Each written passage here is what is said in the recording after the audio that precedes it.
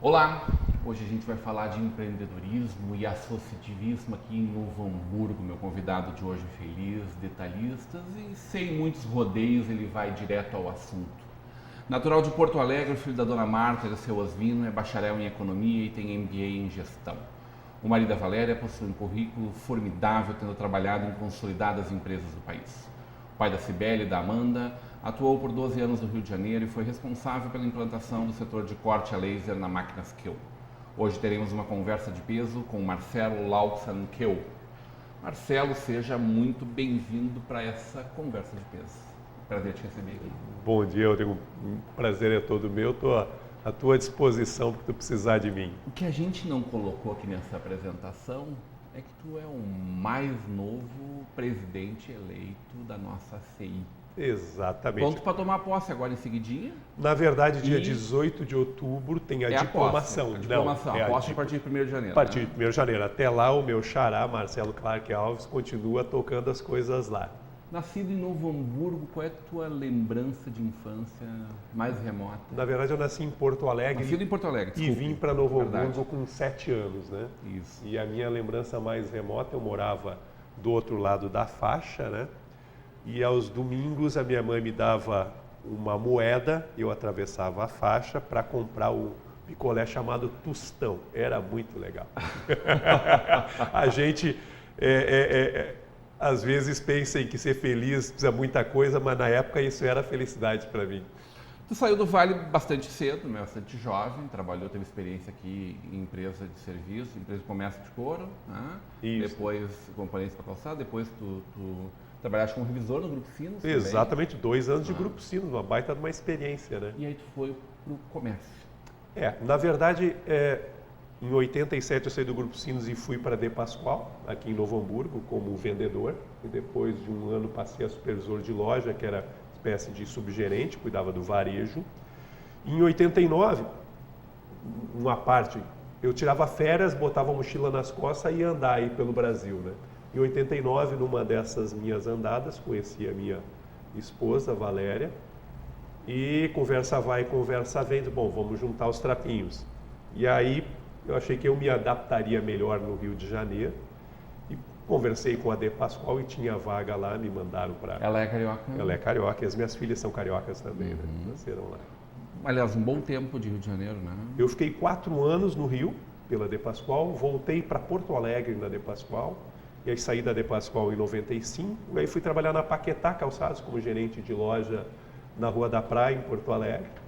E em 97 eu voltei ao Rio, e aí sim, fiquei 8 anos no Rio, trabalhando como gerente de loja de eletrodomésticos e imóveis, e depois numa loja de uma magazine como Renner, C&A, Líder Magazine, que é local no Rio de Janeiro, Espírito Santo. 2004...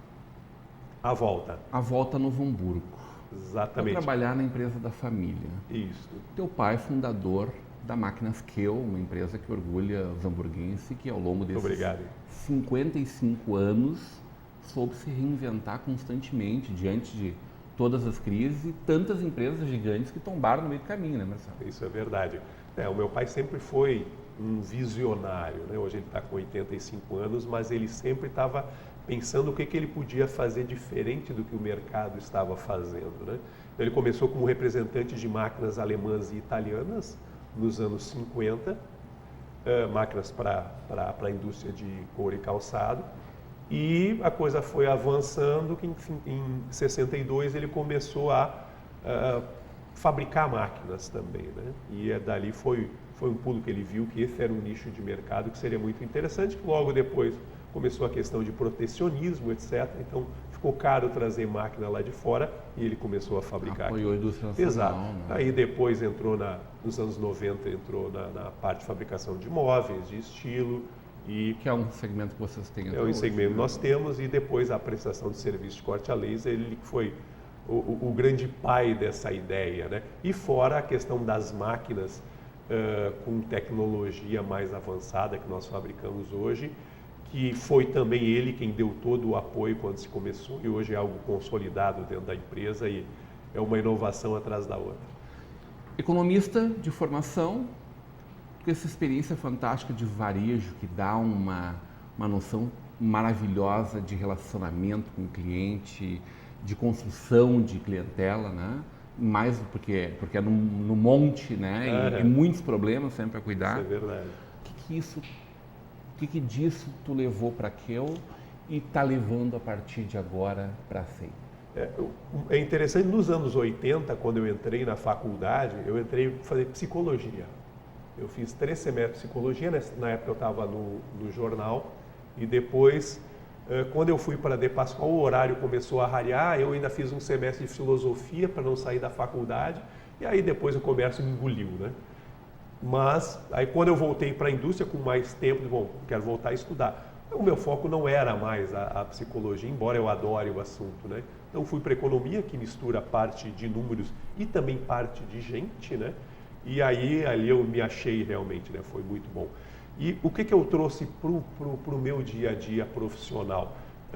A questão de que tu tem que te ater a números, a programação, a planejamento, e tu tem que cuidar muito bem das pessoas, por outro lado, porque são elas que vão fazer esse planejamento dar resultado em qualquer esfera, tanto numa empresa quanto numa entidade, quanto a SEI, né? E eu diria que isso é o meu ponto forte, né? De conseguir conciliar. Nós temos que dar resultado, enquanto empresa, enquanto entidade, mas nós temos que cuidar muito bem das pessoas, que são para elas o resultado e são elas que fazem esse resultado. Na nossa conversa, tu destacou um ponto que eu achei fantástico. A gente tem que fazer bem e contar para todo mundo. Que visão de empreendedor é essa aí? Na verdade, hoje se gasta muito com... Isso é construção de marca o tempo todo. Né? Claro, hoje se gasta muito com propaganda e se vai atrás, e aí nada contra esse mercado, isso é assim não mesmo. Não posso falar mal de nós aqui. Não, de jeito nenhum, mas há certas coisas simples que a gente faz dentro da empresa e dentro da entidade, e nós temos conversado muito na empresa sobre isso, que nós, às vezes, está tão introjetado no projeto que não se dá conta de quão grande, quão diferente, quão legal é aquilo. Então, nós temos um momento de parar, todo mundo para de fazer o que está fazendo, mexendo na questão do hardware, do software, da interligação, e sai um pouquinho disso e vamos olhar o que a gente tem de diferencial nessa máquina, etc. Aí a gente fica assim, mas a gente fez isso? Sim, nós fizemos isso. E aí sim, tu tem que mostrar isso para os teus clientes, para os teus parceiros, para os teus fornecedores, que tu está fazendo o equipamento que agregou valor, que vai ajudar na indústria. Então, é isso que eu digo. Tu tem que fazer bem feito e tem que fazer rufar os tambores. Rufar os tambores. Uma boa dica para quem está nos acompanhando aí. Rufar os tambores. E é quase de graça isso. Quando vocês fazem isso, vocês constroem uma máquina personalizada pela primeira vez para um cliente. Porque hoje aqui a gente pensa sempre no nosso calçado, evidentemente. Sim. Mas a diversidade de segmentos que vocês atendem hoje, e isto é um dos motivos da sobrevivência, da pujança da empresa, mas também demonstra uma capacidade camaleônica gigantesca de se adaptar e de construir e de olhar, para entrar para dentro do cliente, viver a realidade dele, para daí construir alguma coisa. No dia a dia, isso não é fácil. Não é fácil, mas também não é tão difícil. A partir do momento que a gente bota isso como um norte e todos da empresa estão a par disso, a coisa funciona mais ou menos ao natural. Porque, bom, nós temos que fazer coisas melhores, nós temos que atender muito bem as necessidades dos nossos clientes. Então, o que é que nós vamos fazer? Então, muitas vezes nós somos demandados pelo cliente, precisa de uma máquina assim, assim, assado. E outras vezes a gente tira, bom, o mercado lá fora está fazendo isso, o que nós podemos aproveitar, o que nós temos de expertise e temos que ir atrás buscar parceiros, etc., para poder fazer isso que está sendo feito lá fora. Então, acaba virando uma coisa do dia a dia da empresa, né? E eu acho que essa é a parte mais importante. Tu não pode fazer isso eventualmente, tu não pode inovar de vez em quando porque está na crise. Tu tem que inovar sempre porque aí sim tu vai poder passar bem pelas crises, ou não tão mal como quem não está inovando. Porque vocês têm máquinas, evidentemente, muito para calçado ainda, Sim. mas ali atende uma recorte de um banco, no outro momento, do banco automotivo, uma Exatamente. indústria, né? No outro momento estão ajudando a trabalhar o alto-falante de um carro. Exatamente. São produtos distintos e todos eles com uma necessidade de uma interligação com cada sistema, cada software de produção de cada indústria que tu atende. Exatamente. Esse é um diferencial que a gente tem visto. É o que se está falando agora, a questão da indústria 4.0, e muita gente diz que é uma moda a indústria 4.0. Não. Isso é verdade, isso é uma verdade. Isso é verdade. Eu digo, moda é a minha camisa. Indústria 4.0. A cor vai mudar da camisa. Indústria 4.0 é uma sequência da indústria que vem e não tem como. É o que vai tornar as coisas melhores, produtos melhores, mais baratos, mais interativo com as pessoas, né? Então, nós estamos sempre muito ligados nisso porque não há como fugir disso. Então, nós temos que continuar fazendo cada vez produtos melhores, nos espelhando nos cases que normalmente estão lá fora, né? E avançando com a nossa brasilidade, digamos assim, a nossa tecnologia tupiniquim, o nosso jogo de cintura, que é muito bom. Né? O José Galó, que fez, o grande comandante dessa companhia Renner, né? Essa empresa também nos orgulha muito, ele fala da necessidade da gente estar se adaptando e preparado para mudanças. Não é uma retórica essa, né? Não tem como ser, Como né? é que tu trabalha isso com o teu grupo, com a tua equipe, para uma empresa de 55 anos? Na verdade... Que também tem gente muito antiga trabalhando com Tem vocês. gente antiga e tem gente nova, a gente gosta de fazer essa mistura, né?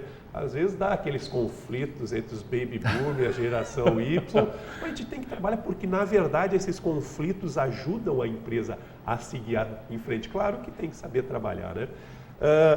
Então, a coisa...